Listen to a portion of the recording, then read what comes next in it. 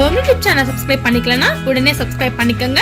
பக்கத்துல இருக்க பெல் பட்டனை கிளிக் பண்ணிக்கங்க. அப்பதான் நாங்க போடுற வீடியோஸ் உங்களுக்கு உடனுக்குடனே அப்டேட் ஆகும்.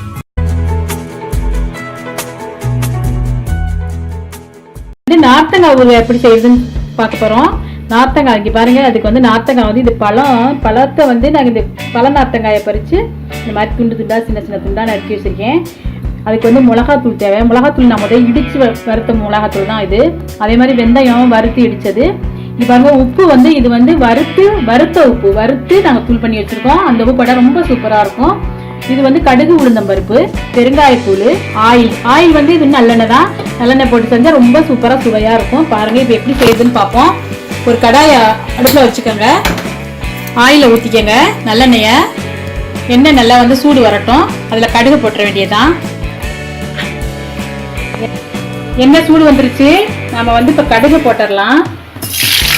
கடுகு பொரிஞ்சிருச்சு. நம்ம இப்போ நார்த்தங்காயை போட்டுருவோம். நார்த்தங்காயை அதில் போட்டு உப்பு போட்டுருவோம். உப்பு வந்து வேணுங்கிற அளவு நீங்கள் போட்டுக்கோங்க.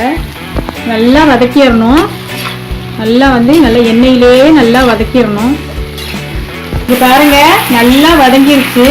நாம் இப்போ வந்து மிளகாத்தூளை போட்டுற வேண்டியதுதான். மிளகாத்தூள் வந்து நம்ம காரம் எவ்வளோ தேவையோ அவ்வளோ போட்டுக்கலாம். வெந்தயத்தூள் போட்டுற வேண்டியதுதான். வெந்தயத்தூள் வந்து 1/2 டீஸ்பூன் போட்டிருக்கேன். பெருங்காயத்தூள் போடுறேன். பெருங்காயத்தூள் வந்து ஒரு 1/4 டீஸ்பூன் போட்டுருக்காங்க. கிண்டிட வேண்டியதுதான்.